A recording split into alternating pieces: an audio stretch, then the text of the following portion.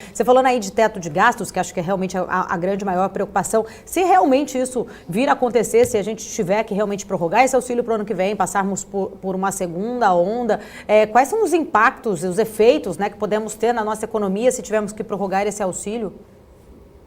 Olha, a prorrogação do auxílio, se acontecer, acho que vai ser muito mal percebida pelo mercado, sobretudo se a gente tiver que implementar de novo um orçamento de guerra, porque o Brasil, vai lembrar, ele fez um pacote fiscal muito interessante em termos de PIB em 2020, mas para financiar isso ele se endividou bastante. Não só se endividou, mas ele encurtou o prazo da dívida, teve que pagar mais prêmio. Se isso continuar no ano que vem, a gente vai encurtar ainda mais o prazo da dívida, vai ter que pagar mais prêmio e a taxa Selic vai subir antes que o mercado imagina hoje e até de uma velocidade maior. Então, isso seria significativamente ruim para a economia brasileira. Mas, de novo, eu acho que o auxílio, ou melhor, o Renda Cidadão, o Renda Brasil, o nome que queira se dar, um programa permanente de transferência de renda, seria positivo, no meu ver. Mas, claro, ele só seria positivo dentro da regra do teto de gastos, que é isso que está sendo debatido pela PEC emergencial. Dinheiro tem, dá para fazer, mas tem que unificar os programas sociais. E aí é uma questão muito mais política do que econômica. Será que o governo vai ter interesse em unificar seguro-desemprego, seguro-família, bônus salarial? A gente não sabe.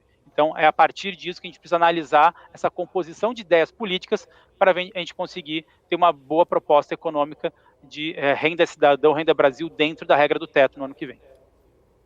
Ô Marco, só aproveitando esse gancho que ele estava falando justamente em relação a isso, a gente sabe que o mercado, ele muitas vezes, ele antecipa, né, muito os fatos.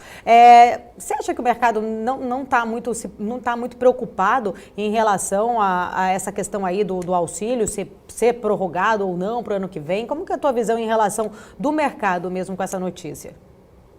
Eu acho que sim, o mercado está preocupado. Não, é pro Marco, perdão. Desculpa, Álvaro, pro Marco agora, imagina. Não, eu acho que como a gente está discutindo muito aqui, o mercado, e você deixou bem claro, o mercado tende sempre a antecipar as expectativas, né? E até depois eu tenho uma segunda pergunta aqui para o Álvaro, aqui já aproveitando, mas em relação, como você falou, em relação às reformas, mas antes, no meio do caminho, a gente tem uma eleição ali no Congresso. Né? Mas o mercado, na minha opinião, acho que já está bem estressado, talvez, principalmente a gente consegue ver, como o Álvaro falou, na parte do dólar, né? Nossa moeda foi uma das piores ao longo desse ano, está voltando um pouquinho, mas ainda continua muito desvalorizada. A gente tem os juros também bastante estressado quando a gente olha para as pontas mais longas, então acho que o mercado já coloca na conta que realmente a situação, como eu falei, talvez possa piorar antes de melhorar, né? Então não tem uma sinalização ainda no curto prazo, ainda que otimista nesse lado, principalmente no lado fiscal. E aí, o Álvaro, uma pergunta que eu queria fazer para você, que só para deixar claro em relação à agenda, né, as próximas semanas, enfim, principalmente a eleição ali na Câmara, a gente tem a possibilidade do Rodrigo Maia, né, ter um possível aí um sucessor, né? E eu queria entender qual que é a opinião de vocês, o mercado, teoricamente, para a reforma, quem que é melhor? Um sucessor do Rodrigo Maia, né? Poderia ser mais fácil, né, trazer reforma, ou dificultaria o processo de reforma ter um sucessor do Rodrigo Maia? Enfim, como que a gente deve ler essa eleição aqui na Câmara, né? Olha, a pergunta é muito boa e é isso que o mercado tem ido atrás da informação, né? De uma certa forma, há uma briga de poder ali na Câmara dos Deputados entre o Rodrigo Maia e o Arthur Lira. O Arthur Lira é o deputado do PP mais, digamos assim, ligado à flexibilização das regras. E vai lembrar que o PP é o partido que apoia, é o centro político que ficou dentro do apoio ao presidente Jair Bolsonaro.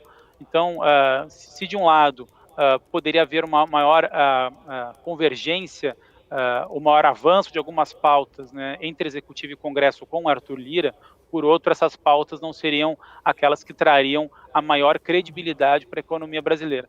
O mercado ele tem sinalizado mais positivamente com o Agnaldo Ribeiro ou o Baleia Rossi, que são os deputados aí que o Rodrigo Maia está pensando para a sua sucessão em fevereiro de 2021. De novo, acho que sem o avanço de reformas, o Brasil vai colocar por água abaixo muito das suas intenções de credibilidade. A gente vai ver o juro de longo prazo subir muito e não é isso que o mercado financeiro quer.